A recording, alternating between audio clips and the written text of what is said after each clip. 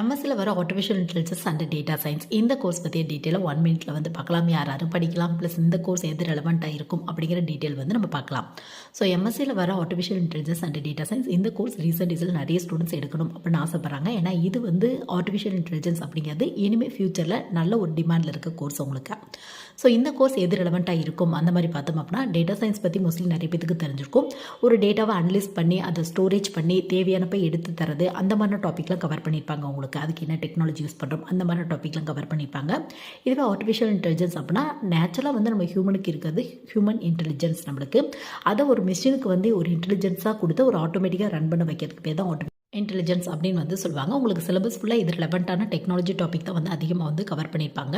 So யூஜியில் வந்து பார்த்தோம் அப்படின்னா, நீங்கள் எடுத்த கோர்ஸில் மேக்ஸ் அப்படின்னா ஸ்டாட்டிஸ்டிக்ஸ் ரெலவெண்ட்டான குரூப் இருக்குது அப்படின்னா இந்த மாதிரியான கோர்ஸுக்கு கொஞ்சம் ஈஸியாக அட்மிஷன் கிடைக்கிறதுக்கான வாய்ப்புகள் இருக்குது உங்களுக்கு.